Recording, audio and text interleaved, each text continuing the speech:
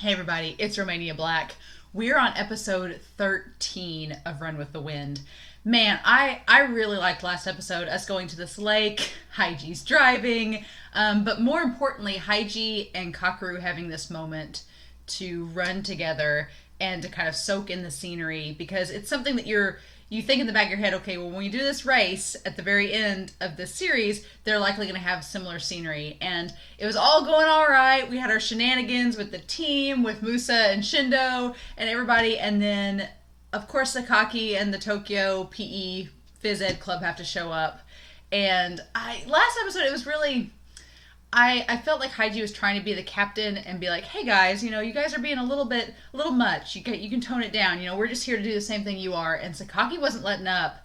And of course, we end on that cliffhanger of Kakaru going to punch him. And I like in the preview that we're going to maybe get some closure and some understanding of what in the world is going on. Why does this Sakaki guy, why is he such a jerk? What is his whole deal?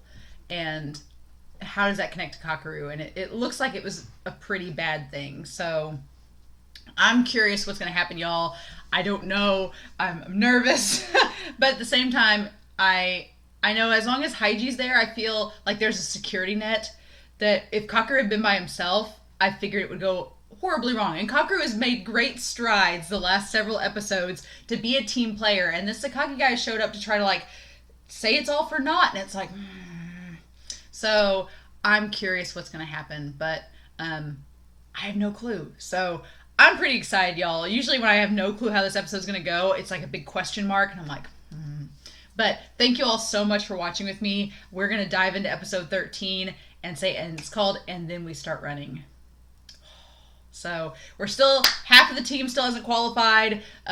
Prince, even though he's broken the 30-minute mark, Prince worries me a lot. I feel like Nico and King will get there. I'm like, Nico and King will get there. I'm pretty confident in them. And well, actually, over half the team is qualified. Now, last episode we had Yuki and Shindo. So I feel good about King and Nico getting there. Prince is still my what are we going to do? So I'm curious to know what's going to happen, guys. But enough stalling. We're going to start episode 13 of Run with the Wind here in 5, 4, 3...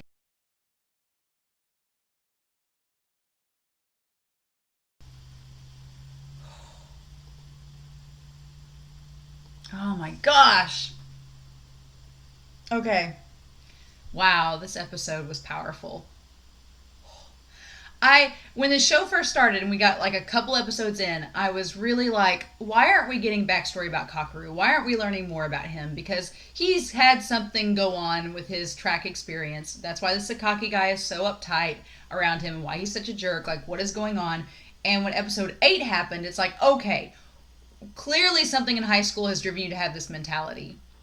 And then episodes 9, 10, and 11 happen, and we see this turnaround, and we see Kakaru embrace his team and embrace this role. And he was the fill-in captain for a while and embraced the role of being on this team and helping Haiji. And we've seen a true self in him come out where he seems genuinely happy with himself these last 3 episodes. And then Sakaki comes and I get why some of you had said in the comments, you're like, just wait, Sakaki has a reason. And man, the twist of it being the coach, because at first I thought it was just another teammate. I'm like, oh, he just punched another teammate. That wasn't Sakaki that he punched? That's weird. And then you find out it's the coach he punched. He went all out on the coach and broke his nose. And at first you're like, well, you would think when he first admitted that, I'm like, well, this coach clearly was awful. And his coaching style was just not conducive in a healthy way at all. So I'm like, you would think his teammates would be relieved that he finally said no. And what are you doing? You're being awful to all of us on this team. You would think they'd be okay with the fact that Kakaru let loose, but it meant that they all got disqualified from competing that year. And for Sakaki and the third years that were all on scholarships, that were all going to get these scholarships to universities and colleges, that probably sidetracked a lot of them from going to places they wanted to go. And it wasn't just Kakaru it affected all of those third years and their futures. And so I can see now why. I mean, it's still, I don't think it condones Sakaki acting the way that he has, because he's clearly gone above and beyond to be just as awful as he can be, but it makes so much sense why he's done that now, because he's like, oh, you ruined all of our chances and now you're with this new team and everything's all hunky-dory. But that's the thing, is that was in high school, and that clearly was just a year ago, because he's a first year, so that was just a year ago. But people do change. Like, people do change from your high school selves, and being in a different environment makes all the difference. And as we've seen in this show, it's made such a difference with Kakaru. Like, going from that environment where his coach was so, like, everything Kakaru has said, like the stuff to Prince, the stuff to Haiji, the stuff about slacking off, like all of that, it all makes so much sense now, because it's what his coach drilled into their heads for 3 years in high school, and what they had to listen to and accept as the gospel.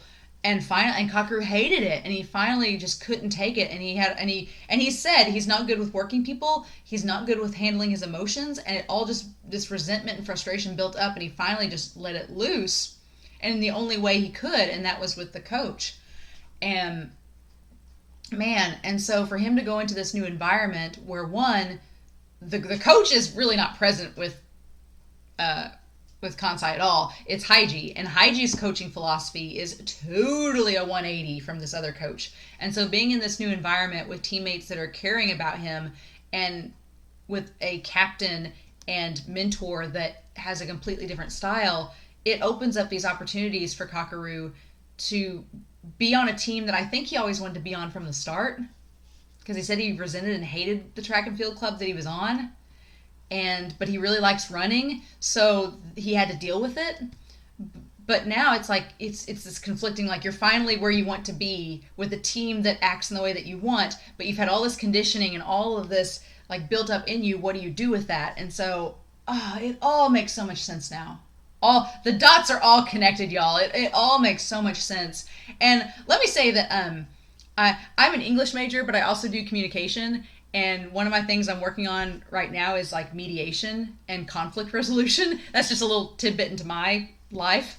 And so when they start doing, like, the mediation circle at the end here, I'm like, oh my God, that's exactly what we've been doing and what I've been researching for school, like, this whole time. I'm like, this is what you should be doing. Like, Haiji could be a conflict resolution coordinator, totally. Because I'm like, this is what you should do. Like, when Kakaru feels clearly the most comfortable around Haiji. They've had all their kitchen conversations. They've talked one-on-one so much.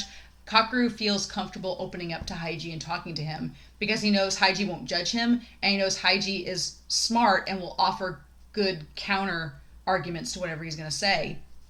So, oh my gosh, the feeling when he tells Haiji, he's like, I want to talk to you about it, and Haiji's like, wait a minute, you need to tell this to everybody. They don't need to hear secondhand from me. They need to hear it from you. And that's such a good way of resolving conflict, because you could tell at the dinner table, like, all this tension was building up in Kakaru. I loved the fact that the flashback, it was in this, like, radio voice where it was distorted and sounded kind of crinkly and staticky. Like, that's so cool, like that memory being represented that way. But I love that Haiji made them all sit down that morning, have a team meeting, and he's like, okay, Kakaru, get this off your chest. What is going on? And he gets to have an honest conversation, and they all just sit there and listen to him. Like, that is mediation, y'all. That is, like, conflict resolution. Like, I will use this video and this episode as an example in all my future classes, because it's so perfect. It's so perfect.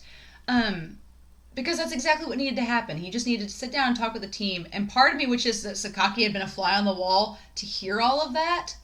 And I'm hoping that eventually, by the end of this show, Kakaru has that moment to talk to Sakaki and tell him. Like, I hope that he at least has some kind of resolution with Sakaki to explain to him what's going on. But, that was beautiful. And of course, because his team is the wonderful team that it is, they're like, dude, we wish you would have told us. Like, and Musa being like, we like you. We're your friends. And, And I'm just going to say, Haiji's comment about, do you have a girlfriend? He's like, of course not. Why would you ask? And he's like, well, the stars are beautiful, aren't they? And Hannah's like, oh, tell me about the girlfriend. It's like, the context is there and has been there, that Haiji's like, you're helping me find the answer to why do we run? but it's kind of like, we're skirting the line there. Do you like Kakaru, Haiji? I think you do. I think you do. And, oh man, that's just... This episode was so satisfying in finding out these answers about Kakaru and about them resolving this conflict in a healthy, realistic way. Because, you know, if it had been like a high school drama or a high school shonen or something, there had been all this like he said, she said, and two-way conversations. And it's like, no, because this show is so genuine and real, it's like, no, we're going to sit down and have a conversation, have a real talk. And that's how you do it. That's how you resolve that conflict. And of course, Haiji can't let him go without teasing him just a little and being like, hey guys, now he's serious. And they're all like, what? Oh my gosh. This was such a quiet episode, but this episode has been needed since the first episode of this season. Like, I've needed to know these things about Kakaru, and I'm honestly glad. At first, I was impatient and frustrated. I'm like, just get to the point where we find his backstory out. No, this was needed to build everything up with him, to see him at his lowest point, and to see him come up with his team and develop that friendship with them to lead to this moment where he can bear himself clean to all of them. Oh my gosh. So good. So good. And now we start running. Now everybody's on board. And it looks like in the preview for the next episode that Prince is our struggle. I have a feeling we're at episode 14 next up. We got 9-10 episodes left. I feel like the last stretch of this is going to be, because we still got the qualifier, and Haiji's laid down the gauntlet. He's like, oh, we'll be at the qualifier. And now it's like, I feel like Nico and King are going to get it next episode, and then we're left with Prince. And it looked like Prince was crying, so I'm like, is Prince frustrated with how he's doing? It looks like that Fujioka's back and talking with Haiji, so I'm real curious about that. But, oh my gosh, y'all. This episode was fantastic. So needed. So needed. I hope you all enjoyed that reaction. My heart is singing for so many different reasons, but that was fantastic. So I hope you all enjoyed that episode. Please feel free to comment down below. Please no spoilers, but and now we start running, y'all. So episode 14 is next up. 2021, man. But in the meantime, I hope you all have a wonderful week. Please stay safe and take care. And I'll be back soon with more Run with the Wind. Bye.